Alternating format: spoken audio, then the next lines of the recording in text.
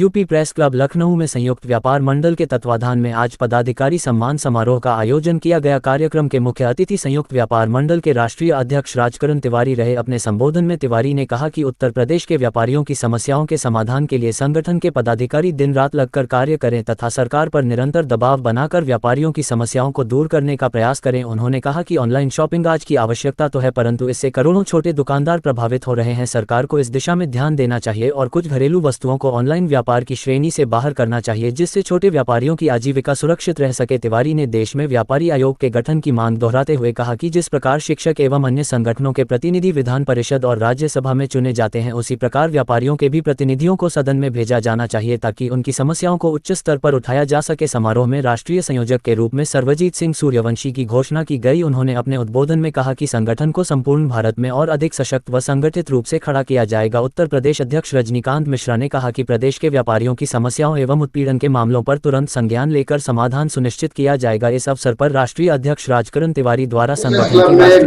बड़ी प्रशंसा की जा रही है आपके संगठन के माध्यम से, क्या मुख्य उद्देश्य है? देखिए, मेरा संयुक्त व्यापार मंडल का उद्देश्य पहले भी व्यापारियों के हक हुकुम की लड़ाई को लेकर था।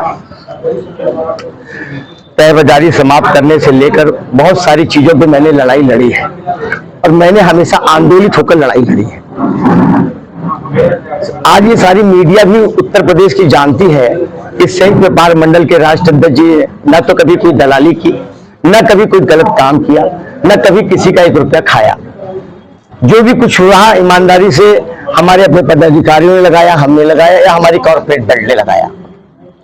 आज अगर मैंने ये कहा कि संयुक्त व्यापार मंडल ने अब तक 1 लाख व्यापारियों को 1 लाख विकलांगों को, पैर कटे लोगों को पैर, ट्राईसाइकिल, व्हीलचेयर, अंधों को चश्मा, कान की मशीन दिया तो दिया। अभी मैं इसी संयुक्त व्यापार मंडल के 3 जगह लंगर चालू कर रहा हूं, जिसमें कि महाकाल, भगवान श्री राम, अयोध्या, काशी विश्वनाथ महाकाल से चालू होगा, जिसमें कि चाहे पूरी सब्जी चाहे दाल रोटी निःशुल्क वहां पर संयुक्त व्यापार मंडल के बैनर तले चलता रहेगा। ये इसकी शुरुआत में करने चल रहा हूं।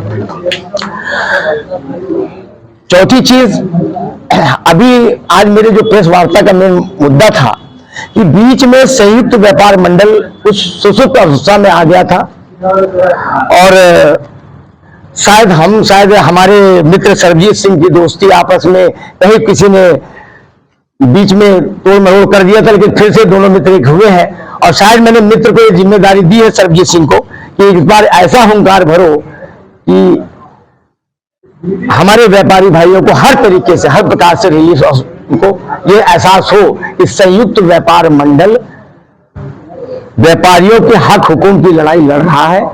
और मेरा ये कहना है कि व्यापारिक आयोग का गठन, इसकी मांग में मैंने 12 साल पहले भी आंदोलित किया। कई स्टेटों में व्यापारिक आयोग बनाया गया, लेकिन मांग ये है कि उसमें चेयरमैन सरकार का नहीं चाहिए, उसमें हम व्यापारी भाइयों में से ही चुनाव करो और व्यापारी भाई को बैठा लो, क्योंकि व्यापारियों की समस्या को व्यापारी अच्छी तरीके से समझ सकता है। इसलिए व्यापारिक आयोग का जो चेयरमैन बने वो हमारा व्यापारी बने। और जहां तक एक चीज और है जो मुझे मझले व्यापारियों के थ्रू से आई थी, क्योंकि मेरा नारा पहले भी इस देश में रहा है कि अगर कोई टमाटर मूली बेचने वाले को भी कोई थप्पड़ मारता है तो जितना दर्द उसको होता है उतना इधर छोटे व्यापारी से लेकर बड़े व्यापारी से लेकर उद्योगपतियों तक होना चाहिए। तब कहीं ये व्यापारी आंदोलन का एक सिस्टम दिखेगा सरकार को। और जहां तक अभी मैं जो मेरे प्रेस वार्ता के उसके पीछे कि आज से आने वाले इस संगठन को फिर से अपनी ताकत में लाने के लिए 3 महीने बाद एक प्रांतीय सम्मेलन किया जाएगा। उसी के जस्ट 3 से 4 महीने के बाद एक राष्ट्रीय महारैली होगी, जो 1 लाख व्यापारियों की महारैली करूंगा मैं इस लखनऊ में। बिरादरी खो गए, हमारा क्या लोगे। फिर आप व्यापार मंडल में आए हुए हैं, क्या कहना चाहिए और किस तरह की समस्या है व्यापारियों को, जिसमें पहले आप कार्य करेंगे? देखिए, व्यापारियों की समस्या,